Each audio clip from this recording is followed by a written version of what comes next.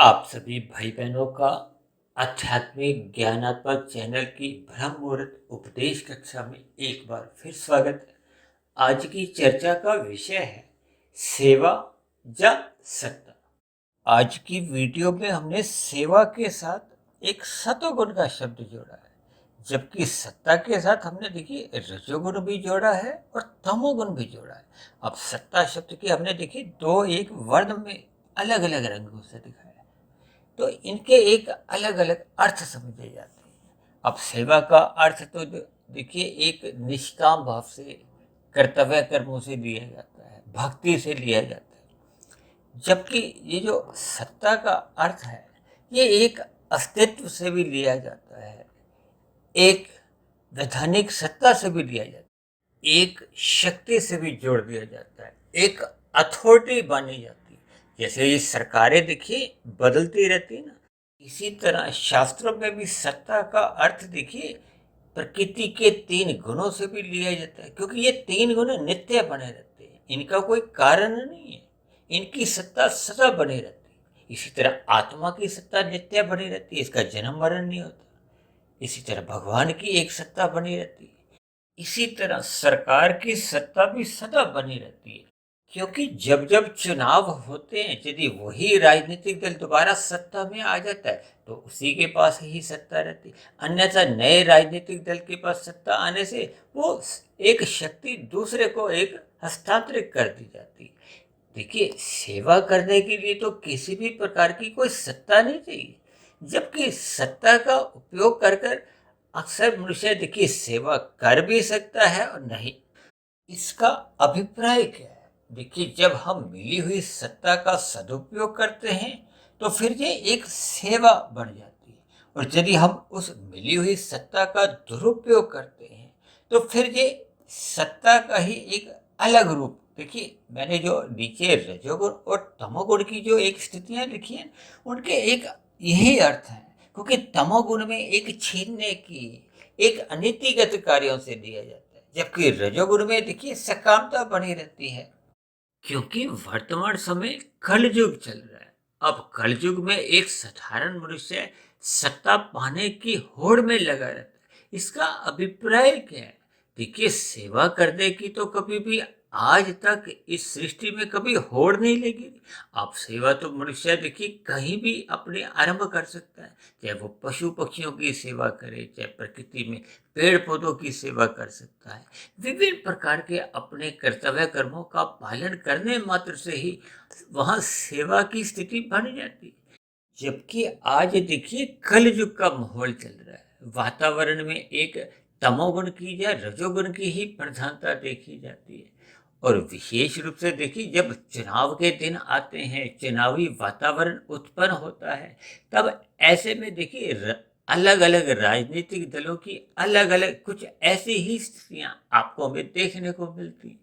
इसलिए आज की चर्चा में देखिए हमारा जो एक मुख्य केंद्र है वो सत्ता के ऊपर ही रहेगा। इसीलिए तो देखिए सत्ता शब्द के बहुत अलग अलग अर्थ बन जाते हैं। जबकि देखिए हम अपने आध्यात्मिक ज्ञानात्मक चैनल पे तो हम प्रतिदिन ही देखिए सेवा शब्द पर अक्सर चर्चाएं करते हैं, सतोगुण पर अक्सर हमारी विशेष रूप से चर्चाएं चलती रहती हैं, क्योंकि हमें विशुद्ध सतोगुणी सत्ता से जुड़ना होता है, परमात्मा से जुड़ना होता है। उस सत्ता से जुड़ने के लिए हम सत्वगुण में स्थित होते हैं। लेकिन आज हमारी जो चर्चा का जो विषय है वो केवल दो शब्दों पर ही आधारित है, सेवा और सत्ता के ऊपर। देखिए, सेवा को तो हमने एक ही शब्द के साथ दर्शाया है, और साथ में नीचे क्या लिखा है? सत्वगुण। और सेवा शब्द को देखिए हमने सफेद रंग से दर्शाया, और सफेद रंग तो देखिए हम सत्वगुण के साथ दर्शाते हैं, आत्मा के साथ, परमात्मा के साथ। यानी कि सफेद रंग एक सकारात्मक दृष्टिकोण से हम दिखाते हैं। इसीलिए तो नीचे हमने देखिए सत्वगुण लिखा हुआ है। इसका अभिप्राय क्या है कि सेवा का एक सत्वगुण के साथ ही एक संबंध बना रहता है। हालांकि देखिए हमारी जितनी भी वीडियो बनती हैं उनमें ये सेवा शब्द का तो बहुत अधिक इस्तेमाल होता है, जबकि हमारे वीडियो में देखिए सत्ता शब्द का भी कभी कभी इस्तेमाल होता है। वो इन तीन गुणों की जो एक सत्ता बनी रहती है उस दृष्टिकोण से सत्ता शब्द का इस्तेमाल होता है। लेकिन आज हमने देखिए सत्ता शब्द के एक दो एक वर्ण से अलग अलग करती हैं। सा को हमने अलग शब्द दर्शाया है, अलग वर्ण से, और ता को अलग वर्ण से। और देखिए, सा का हमने एक रंगीन, जैसे रजोगुण के साथ उसका हमने संबंध दिखाया है, क्योंकि सा के नीचे हमने क्या शब्द लिखा है? रजोगुण। और ता के नीचे डबल ता है, उसमें क्या लिखा है? नीचे तमोगुण। और ता को हमने देखिए काले रंग से दर्शाया है।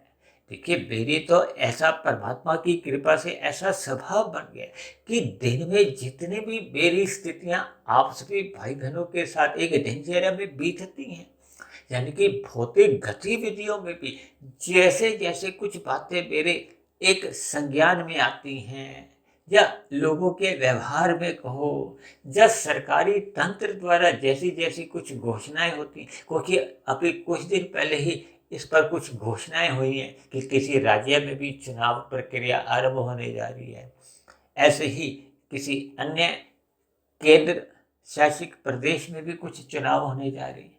हालांकि देखिए, मेरा प्रत्यक्ष रूप से या अप्रत्यक्ष रूप से किसी भी राजनीतिक दल से कोई लेना देना नहीं है।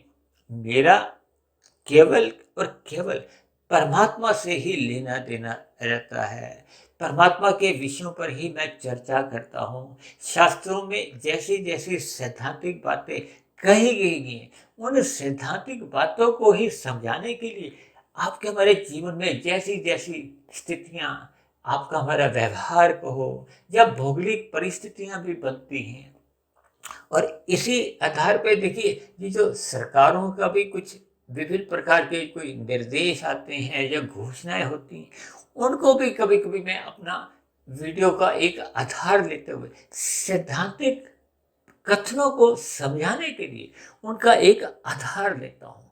अन्यथा मेरा देखिए, सरकारी तंत्र से या किसी राजनीतिक दल से मेरा प्रत्यक्ष रूप से या अप्रत्यक्ष रूप से किसी भी प्रकार का कोई लेना देना नहीं।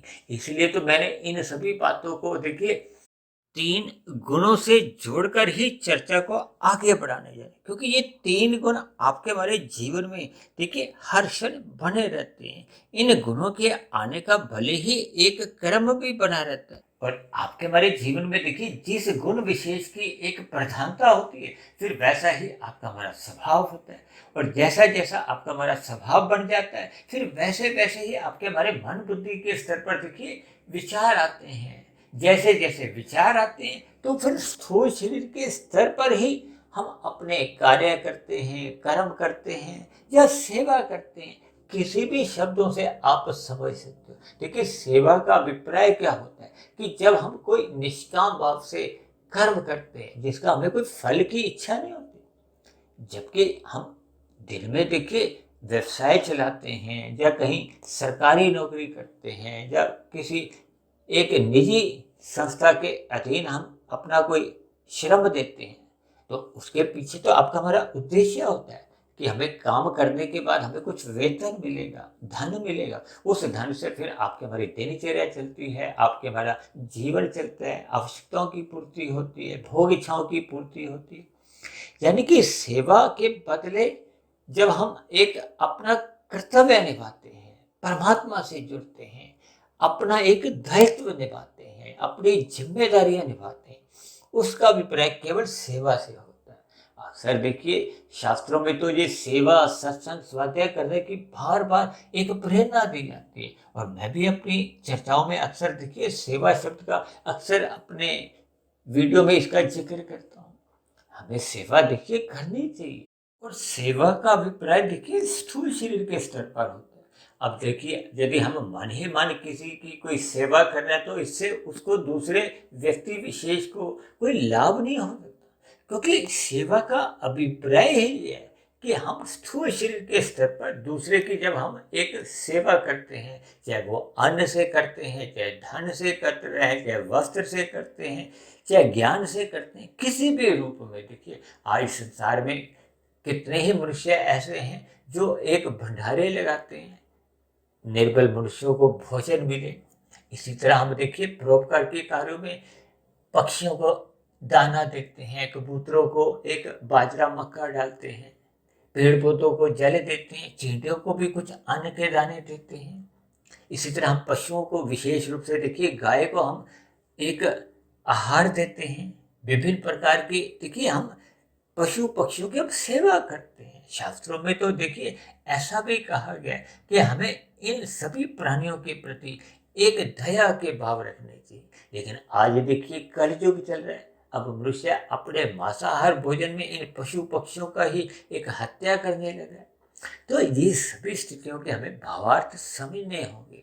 ये जो हम धर्म के प्रचार के लिए भी देखिए अपना धन लगाते हैं, अपना समय लगाते हैं, ये भी एक प्रकार की देखिए स्थूल शरीर के स्तर पर सेवा मानी गई है।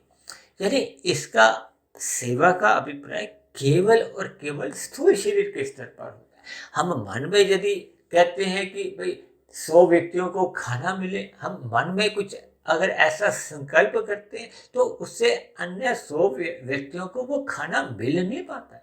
लेकिन जब हम 100 व्यक्तियों का खाना तैयार करते हैं, उनको एक अलग अलग थालियों में, पत्तों में, यानी कि उस बने हुए भोजन का वितरण करते हैं, और जिन मनुष्यों द्वारा उस भोजन को लिया जाता है तभी तो उनकी खाने से एक तृप्ति होती है। यानी कि सेवा स्थूल शरीर के स्तर पर ही संभव है। ये जो अक्सर हम कहते हैं ना, सेवा के साथ सत्संग और स्वाध्याय, ये देखिए मन की स्थिति है। जब हम सत्संग करते हैं श्रद्धा पूर्वक तो देखिए मन की स्थिति होती है, और मन का अभिप्राय देखिए सूक्ष्म शरीर के स्तर पर होता है। कहते हैं ना, हम बुद्धि परमात्मा में स्थित कर देती, सात्विक बुद्धि बना देती। ये सभी स्थितियां देखिए मन के स्तर पर, सूक्ष्म शरीर के स्तर पर होती है। या दूसरे अर्थों में आप यूं भी कह सकते हो कि स्थूल शरीर के स्तर पर हम सेवा कर सकते हैं, और सत्संग और स्वाध्याय ये सूक्ष्म शरीर के स्तर पर ही होता है। और जैसा जैसा हम सूक्ष्म शरीर के स्तर पर ये क्रियाएं करते हैं, फिर वैसा वैसा उसका प्रभाव कहो वो कार्य शरीर में वैसे वैसे एक कर्माशय बनता है। यदि हम सकाम भाव से देखिए ये सेवा सत्संग करते हैं तो उसका भी कर्माशय बनता है, और यदि हम निष्काम भाव से ये सभी क्रियाएं करते हैं, निष्काम भाव से ही सेवा करते हैं, तो फिर उसका कर्माशय नहीं बनता, लेकिन संस्कार बनते हैं। आपके हमारी अज्ञानता समाप्त होने लगती। कुल मिलाकर आपका हमारा कार्य शरीर पवित्र होने लगता है। जब जब कार्य शरीर पवित्र होता है तो फिर जो आत्मा के ऊपर जो एक आवरण होता है, आत्मा का जो एक ज्ञान ढक जाता है, वो फिर मूल स्थिति में वापस आने लगता है। और जब आत्मा अपने मूल स्वरूप में लौट आती है, तब ऐसी स्थिति में आत्मा का परमात्मा से तो देखिए पहले से ही एक सजातीय संबंध है। अक्सर हम कहते हैं ना, चुंबक से जब लोहे के छोटे छोटे कण आसपास होते हैं, वो तो चुंबक की ओर सहज ही आकर्षित होते हैं, चिपक जाते हैं। ठीक इसी तरह आत्मा परमात्मा के इर्द गिर्द चिपक जाती है, क्योंकि परमात्मा एक आनंद स्वरूप सत्ता है, जबकि आत्मा मात्र एक ज्ञान स्वरूप सत्ता है। अब देखिए यहाँ भी हम एक सत्ता शब्द का इस्तेमाल कर रहे हैं। सत्ता शब्द का देखिए 2 अर्थों में इस्तेमाल होता है, अभी हम आगे भी चर्चा करेंगे। सत्ता का अभिप्राय केवल एक अस्तित्व से भी माना जाता है, जिसकी यानी कि एक नित्यता बनी रहती है, वो कभी समाप्त नहीं होती। तभी तो कहा जाता है ना, ये जो प्रकृति का जो एक परिवार है, ये तो एक दृश्यमान जगत है, इसकी स्थितियां बनती हैं, फिर एक समय विशेष के बाद इसमें प्रलय आती है। लेकिन ये जो 3 गुण है जिनसे ये 23 तत्वों का विस्तार हुआ है, उसमें कभी भी देखिए कोई प्रलय की स्थितियां नहीं होती, यानी कि उसकी सत्ता सदा बनी रहती है। तो यहाँ सत्ता का अभिप्राय उस नित्य तत्व से है। जैसे आप और हम देखिए एक चेतन तत्व है, आत्मा का भी जन्म मरण नहीं होता, ये भी एक नित्य तत्व है। और फिर परमात्मा तो देखिए एक नित्य तत्व है ही, इसलिए तो शास्त्रों में देखिए इन 3 तत्वों को, यानी कि प्रकृति के 3 गुणों को, आत्मा को और परमात्मा को एक नित्य तत्व कहा जाता है, और आत्मा को एक चेतनता के साथ जोड़कर एक ज्ञान स्वरूप कहा जाता है, और परमात्मा आनंद स्वरूप सत्ता है। आनंद में चित्त भी रहता है, ज्ञान भी रहता है, और सत्यता भी रहती है। यानी कि चेतन और ज्ञान एक ही अर्थ में लिए जाते हैं। यानी कि आनंद में चित्त भी रहता है, यानी कि ज्ञान सदा बना रहता है। आत्मा में देखिए ज्ञान सदा बना रहता है, लेकिन आपका हमारा ज्ञान अस्थायी रूप से आवृत हो जाता है।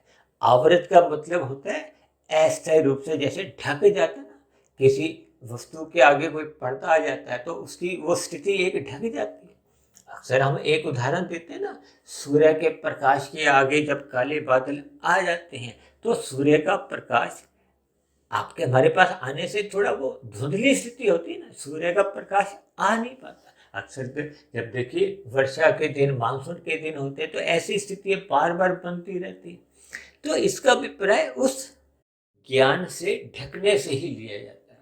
इसलिए हम प्रकृति के पदार्थों का यदि हम मर्यादा में ही संग करते हैं, अपनी आवश्यकताओं की पूर्ति तक ही इन जड़ पदार्थों का सेवन करते हैं, तो फिर आपका हमारा जो एक ज्ञान की स्थिति है वो आवृत नहीं होती है।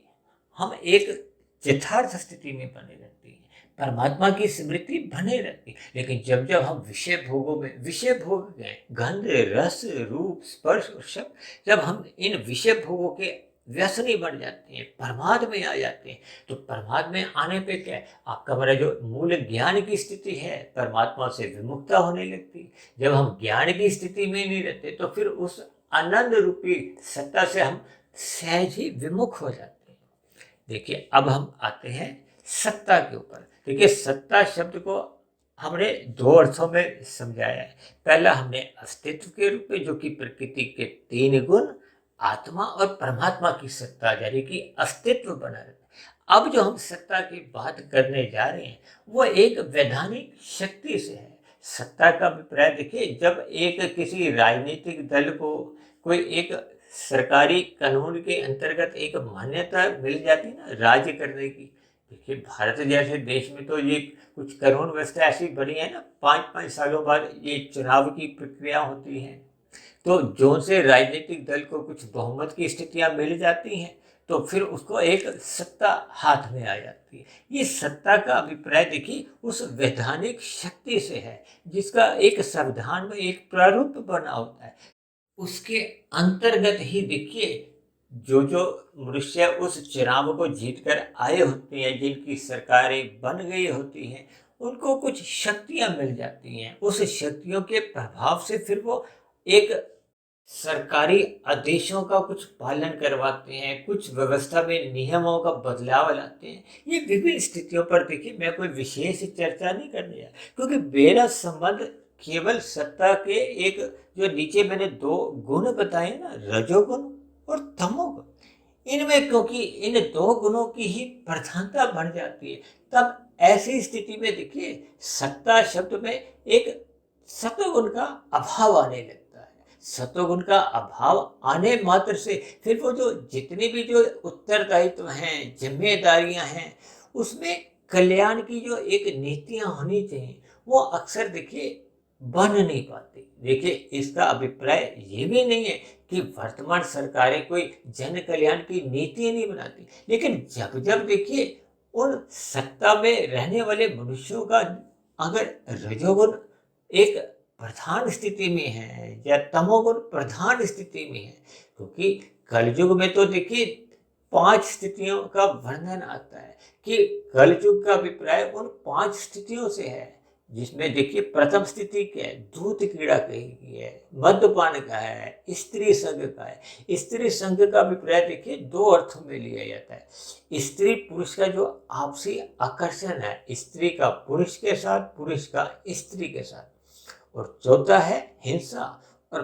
5वां है अनीतिगत धन से लिया जाता है। ये सभी स्थितियां देखिए कलयुग की एक 5 स्थान कहो, 5 लक्षण कहो, इनमें देखिए कलयुग का वास होता है। अब क्योंकि वर्तमान समय देखिए कलयुग चल रहा है, अब कलयुग में सत्ता का अर्थ देखिए सेवा से एक हम ले नहीं पाते, क्योंकि उसमें सेवा गौण स्थिति में रहती है। भले ही ऊपरी स्तर पर ये सेवा दिखती हो, लेकिन सेवा का हमने देखिए सत्वगुण के साथ संबंध जोड़ा है, और सत्ता को मैंने देखिए रजोगुण और तमोगुण की 2 स्थितियों के साथ जोड़ा है। अब इसमें यदि देखिए सत्ता में तमोगुण की प्रधानता आ जाती है। अब तमोगुण के मैंने देखिए लक्षण बताए, क्योंकि वर्तमान समय देखिए कलयुग चल रहा है। कलयुग में तमोगुण की प्रधानता बनी रहती है, ये तो शास्त्रों में ही कहा गया। अब हम अपने बुद्धि के स्तर पर इन सत्ता की विभिन्न स्थितियों का आंकलन कर सकते हैं कि वर्तमान समय में देखिए क्या क्या स्थितियां चुनाव में बनती हैं, या चुनाव के बाद की स्थितियां कैसी कैसी बनती हैं।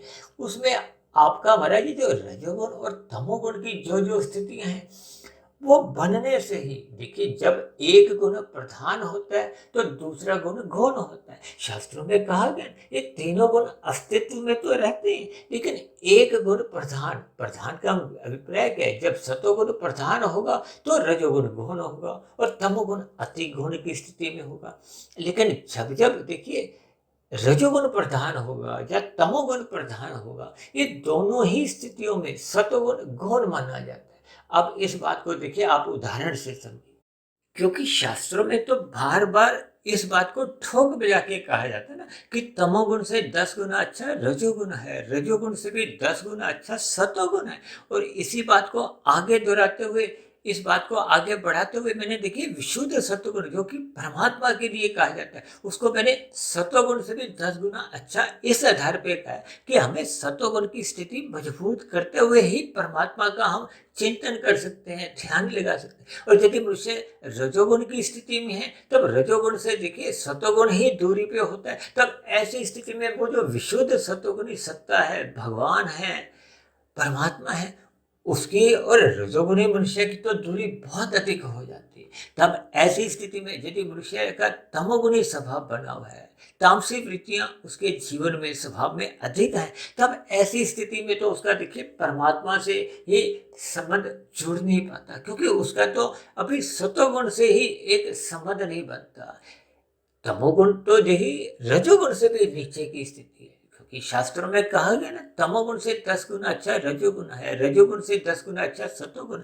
इसके भावार्थ इस प्रकार है, देखिए हमें छीन के नहीं कमाना, हमें पुरुषार्थ द्वारा स्वयं कमाकर खाना है। उसका अभिप्राय क्या है, छीन कर जब हम खाते हैं तो फिर वह हम तमोगुण में गिर जाते हैं। जब हम स्वयं मेहनत करके पुरुषार्थ करके कमाते हैं तो हम रजोगुण में आ जाते हैं। और मनुष्य सतोगुण में तभी आ पाता है जब वो मेहनत द्वारा पहले कमाता है और उस कमाए गए पदार्थ को पहले दूसरों को खिलाता है, फिर उनको खिलाने के बाद स्वयं भी खाता है। देखिए सात्विक पुण्य कर्म का अभिप्राय परोपकार के कर्मों से होता है। जब हम परोपकार के कर्म करते हैं सकाम भाव से, यानी कि उसके बदले में हमारी भी इच्छा होती है, लेकिन पहले हम देखिए परोपकार के कार्य करते हैं। तो ये देखिए तमोगुण, रजोगुण और सतोगुण की ये सापेक्ष दृष्टियों को मैंने आपको समझाया। इसी को ही मैंने देखिए अपनी वीडियो में अक्सर मैं देखिए तमोगुण को 1, रजोगुण को 10, सतोगुण को 100 से एक अपनी चर्चाओं में एक अक्सर इस पर चर्चाएं करता हूँ। और विशुद्ध सतोगुण यानी कि परमात्मा को 1000 अंकों से एक परिभाषित करता हूँ, केवल इन शास्त्रों की बातों के अर्थ समझाने के लिए। अब आप 1, 10, 100, 1000 के बीच की जो एक स्थिति है ना, उस पर थोड़ा गौर कीजिए। अब देखिए सत्ता को मैंने रजोगुण और तमोगुण की 2 स्थितियों से दर्शाया है। अब दोनों ही स्थितियों का देखिए सतोगुण से बहुत अधिक दूरी है, क्योंकि तमोगुण 1 है, रजोगुण 10 है। 1 और 10 में अधिक दूरी नहीं है। यानी कि जब जब मनुष्य यदि रजोगुणी भी है, उसमें राशि संस्कार अधिक बने हुए हैं, तब ऐसी स्थिति में उसके अंदर सात्विक संस्कार बन नहीं पाते, क्योंकि सतोगुण 100 की स्थिति में है। 10 और 100 में देखिए 90 अंकों का एक अंतर है। इसलिए तो मैं कहता हूँ अपनी चर्चाओं में, मैंने तो एक इस पर वीडियो भी तैयार किया था ना, तमोगुण और रजोगुण पड़ोसी हैं। पड़ोसी का अभिप्राय क्या है कि एक ही गली के जो मकान होते हैं ना, वो उनको पड़ोसी कह दिया जाता है। जब कोई दूरी पे होता है तो वो फिर पड़ोसी नहीं माना जाता। इसीलिए जब जब मनुष्य देखिए राजसीय होता है तो वो बार बार तामसी भी बनता रहता है। जो मनुष्य तामसी होता है वो तामसी तो रहता ही है, लेकिन वो कभी कभार राशि बन भी सकता है। देखिए शब्दों पर विशेष ध्यान देते हुए इनके आपको अर्थ समझने होंगे, तभी आपको देखिए सत्ता के 2 रूप आपको समझ में आएंगे और सेवा का जो मूल अर्थ है उसकी आपको एक सही सी ज्ञान होने लगेगा। तब ऐसी स्थितियों में आपको हमारे जीवन में ये जो चुनाव की जैसी-जैसी स्थितियाँ आती हैं, उनका आपको एक सही अर्थों में एक भावार्थ समझ में आने लगेंगे। क्योंकि सेवा और सत्ता में उतना ही अंतर है जितना ये जो 3 जो गुण अभी हमने समझाए ना, सत्वगुण, रजोगुण और तमोगुण में है। एक तमोगुणी मनुष्य और रजोगुणी मनुष्य के अंतर को समझना होगा और सत्वगुणी मनुष्य के स्वभाव को आपको हमें पहचानना होगा। इन तीनों ही स्थितियों में देखिए 3 गुणों में जैसे 1, 10, 100 की स्थिति का एक भेद है। देखिए 1 और 10 ये दोनों पास-पास है। और इन दोनों ही स्थितियों में मनुष्य सतोगुण से एक दूरी है उसकी। देखिए 100 का 1 से 99 अंकों का ही फेर है, अंतर है। और 10 का 100 अंकों से 90 अंकों का फेर है। इसका अभिप्राय क्या है कि तमोगुण में और रजोगुण में दोनों की ही स्थितियों में देखिए एक सात्विक स्थिति कमजोर होती है, दूरी बनी होती है। परमात्मा फिर एक विशुद्ध सतोगुणी वो तो बहुत ही दूर की एक स्थिति होती है। तब ऐसी स्थिति में देखिए राजसी और तामसी मनुष्य से देखिए पाप कर्म होते ही रहते हैं। पाप कर्म होने का अभिप्राय क्या है कि मनुष्य अपनी सत्ता का अक्सर दुरुपयोग करने लगते हैं। दुरुपयोग करने का अभिप्राय क्या है, उसके पीछे के कारण क्या है। एक मनुष्य के देखिए राशि विषय भोगों के प्रति एक अधिक लगाव होना, क्योंकि मनुष्य देखिए सत्ता के नशे में, पीछे हमने कुछ दिन पहले सत्ता का नशा कभी एक तामसी अहंकार के साथ जोड़ा था।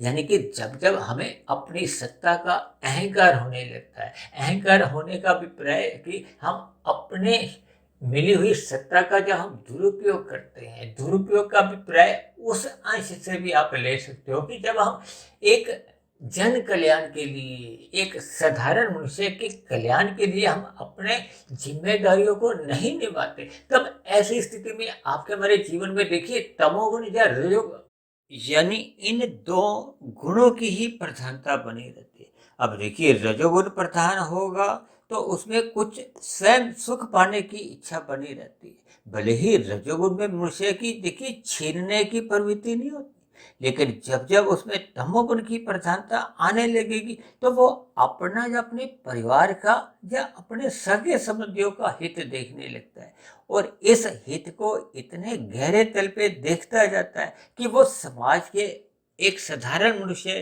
का शोषण करने लगता है, यानी कि अपनी सत्ता का वो दुरुपयोग करने लगता है। जबकि देखिए सेवा में क्या भाव होते हैं कि हम दूसरों को सुख दें, स्वयं के सुख की तो इच्छा कोई लगभग होती ही नहीं है। देखिए जब हम सेवा के एक गहरे अर्थों से अपने आप को जोड़ते हैं तो उसका अभिप्राय क्या है कि हम परमात्मा की सुमुखता बढ़ाते हैं। परमात्मा से जब हमारी आपकी प्रीति होती है तो फिर मनुष्य तो देखिए कर्म योग में स्थित होता है।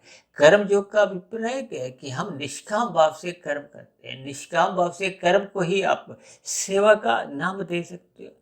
इसका अभिप्राय क्या है कि वर्तमान समय में देखिए यदि सात्विक मनुष्य अधिक राजनीतिक दलों में यदि आएंगे तभी ये जो सेवा शब्द का जो एक यथार्थ स्थितियां तभी बनती हैं, यानी कि जब सतोगुणी मनुष्य सत्ता का एक सदुपयोग करता है। देखिए सतोगुणी मनुष्य होगा तो वो सत्ता का दुरुपयोग कर ही नहीं सकता। जब जब मनुष्य रजोगुणी बनता जाता है तब ऐसी स्थिति में उस सत्ता का कोई विशेष दुरुपयोग तो नहीं करता, लेकिन कोई विशेष सदुपयोग भी नहीं कर पाता।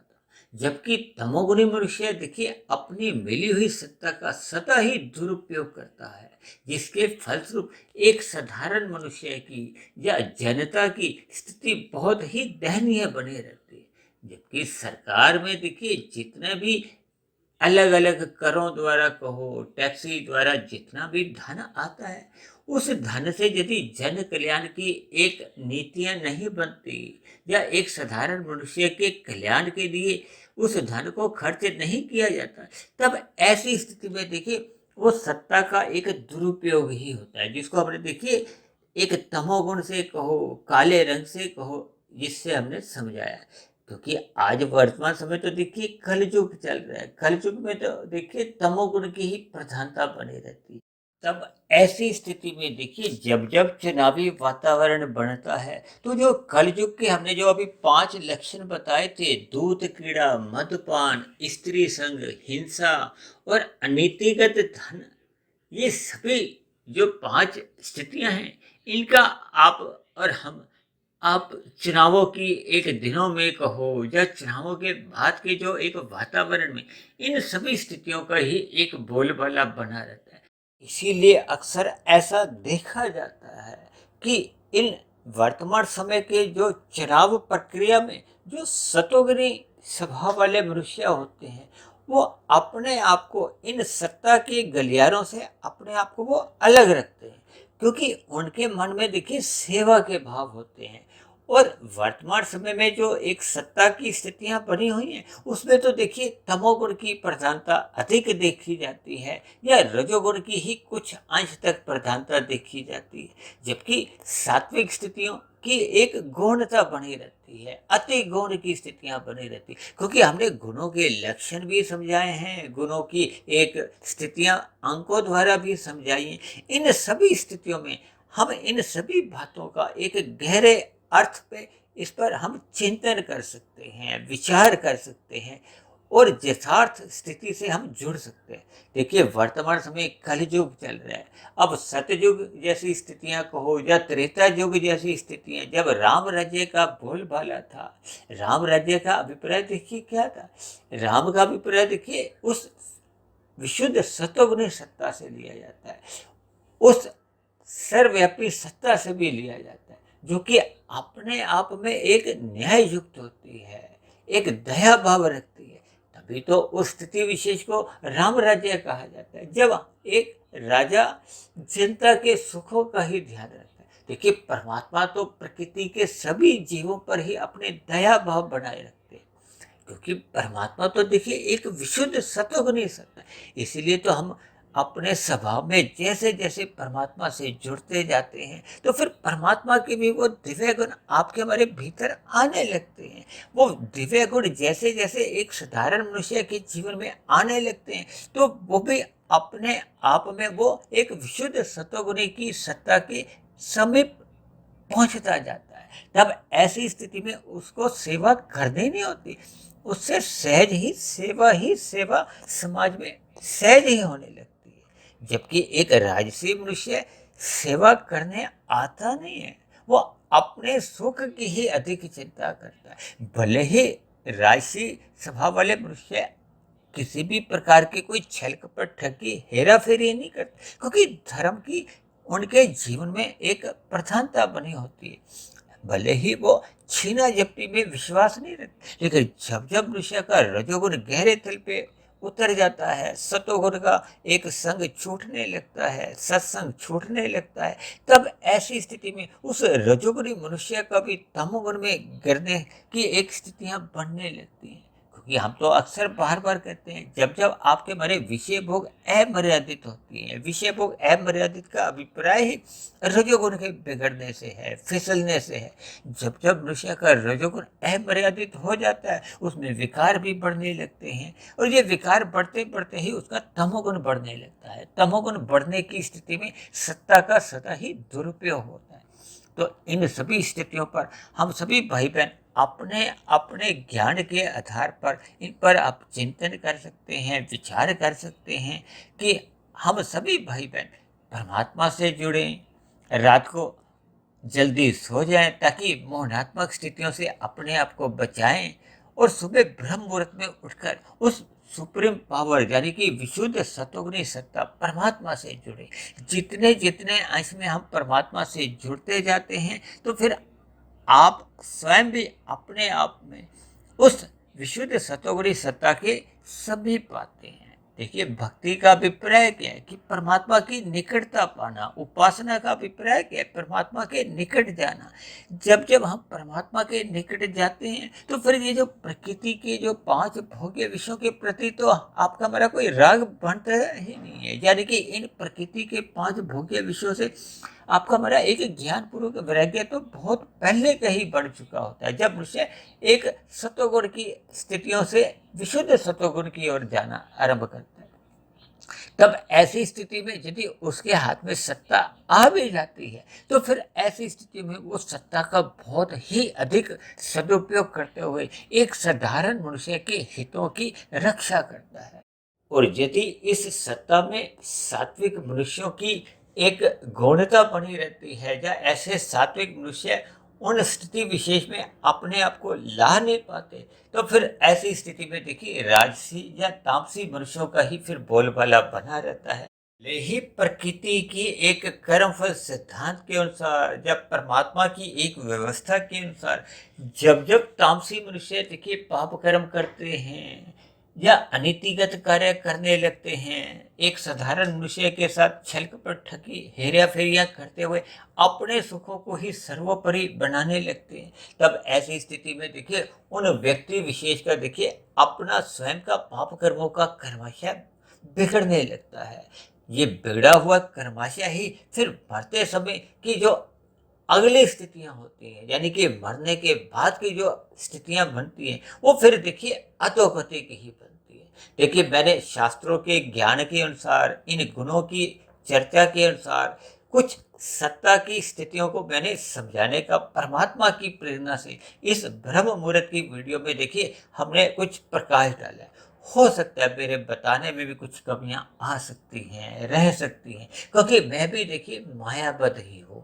मेरे अंदर भी देखिए प्रकृति के तीनों गुण समाये रहते हैं। ये अलग बात है कि देखिए हम ब्रह्म मुहूर्त में परमात्मा से जितना अधिक जुड़ते जाते हैं, तो हमारे भीतर भी देखिए सत्वगुण की एक प्रधानता सहज ही बनने लगती है। तब ऐसी स्थितियों में देखिए परमात्मा की प्रेरणा से ही इन वीडियो में हम अपने एक ज्ञान को प्रसारित करने का, एक देने का एक प्रयास करते हैं। और ऐसी स्थिति विशेष में परमात्मा की भी देखिए कृपाएं बनी रहती है, क्योंकि ऐसी सभी सात्विक वीडियो का एक साधारण मनुष्य के जीवन में भी सकारात्मक प्रभाव पड़ने मात्र से समाज में एक सतोगुणी वातावरण का एक विस्तार होता है। उस सतोगुणी वातावरण में फिर सभी मनुष्यों का ही नहीं, प्रकृति के अन्य जीव जंतुओं का भी कल्याण होता है। कुल मिलाकर समाज में एक सात्विक स्थितियां बनती हैं। तो ऐसी सभी सात्विक स्थितियां हम सभी भाई बहनों के जीवन में भी बने, और ये देखिए तभी संभव हो पाता है जब सभी मनुष्य अपने मिले हुए जीवन में अपने अपने कर्तव्य कर्मों का ईमानदारी से प्रसन्नता पूर्वक पालन करते हैं। तब ऐसी स्थिति में हम सभी भाई बहनों के देखिए सात्विक स्थितियां बनती है। जब सात्विक स्थितियां बनती हैं, तो चाहे हम देखिए सत्ता में रहें या नहीं रहे, हम यहाँ कहीं भी अपने आप को स्थित करते हैं, तो सभी मनुष्यों में फिर वो सेवा के ही भाव बने रहते हैं। सेवा के भाव बने रहने से फिर समाज में सभी मनुष्यों का ही कल्याण होता है। यानी कि हम कलयुग में भी एक सतयुग की स्थितियों का एक वातावरण बना सकते हैं। तो ऐसी सभी शुभ स्थितियां हम सभी भाई बहनों के जीवन में भी बने, इसलिए हम सभी भाई बहनों को अपने मिले हुए जीवन में सतोगुण का अधिक से अधिक संग करना होगा, सत्संग करते रहना होगा, ब्रह्म मुहूर्त में उठने का अपना स्वभाव बढ़ाना होगा, ताकि आपका मेरा दिन में जब रजोगुण की स्थितियां आती हैं, तो हम सभी भाई बहन अपने रजोगुण को एक मर्यादा में रखें। जब रजोगुण मर्यादा में आ जाता है, तो फिर मनुष्य किसी भी प्रकार का तमोगुण की स्थितियों से अपने आप को बचा लेता है। तब ऐसी स्थिति में कोई भी मनुष्य अन्य मनुष्यों के साथ छल कपट ठगी हेरा फेरियां नहीं करता। यानी कि समाज में एक सात्विक वातावरण बने रहने से फिर वो सभी भाई बहनों का जीवन सुख में बीतता है, शांति बनी रहती है, परमात्मा में सदा प्रीति बनी रहती है। तो ऐसी सभी शुभ स्थितियां हम सभी भाई बहनों के जीवन में भी बने। इन्हीं शुभ कामनाओं के साथ आज की चर्चा विशेष को अब हम यहीं विश्राम देते हैं। यदि बनी हुई वीडियो आपको सार्थक लगती हो, तो मेरी आप सभी भाई बहनों से विनती है कि इन सात्विक वीडियो को आप अधिक से अधिक भाई बहनों में शेयर करें, ताकि समाज में एक सतोगुणी वातावरण बने। उस सतोगुणी वातावरण में हम सभी भाई बहनों का सुखमय जीवन बीते, शांतिमय जीवन बीते, और परमात्मा में सदा आपकी हमारी प्रीति बनी रहे। और यदि मेरी कही गई बातों पर आपको किसी भी प्रकार की कोई आपत्ति हो, शिकायत हो, या मेरी कही गई बातें आपको तर्क संगत सही नहीं लगती हो, तो आप सभी भाई बहन नीचे दिए गए कमेंट्स बॉक्स पर जाकर अपने अपने विचार कहो, आपत्ति कहो, या आपका कोई मेरे आध्यात्मिक ज्ञानात्मक चैनल के प्रति यदि कोई सुझाव हो तो आप अपना सुझाव भी लिख सकते हो। तो इन्हीं शब्दों के साथ अब चर्चा विशेष को यहीं विश्राम देते हैं। शाम को फिर मिलते हैं संध्या बेला ज्ञान कक्षा में। तब तक आप अपने आध्यात्मिक मित्र सुधीर पाटिया फकीर को इजाजत दें। आप सभी भाई बहनों की सात्विक दिनचर्या बनी रहने के लिए मेरी ओर से आप सभी भाई बहनों को बहुत बहुत शुभकामनाएं।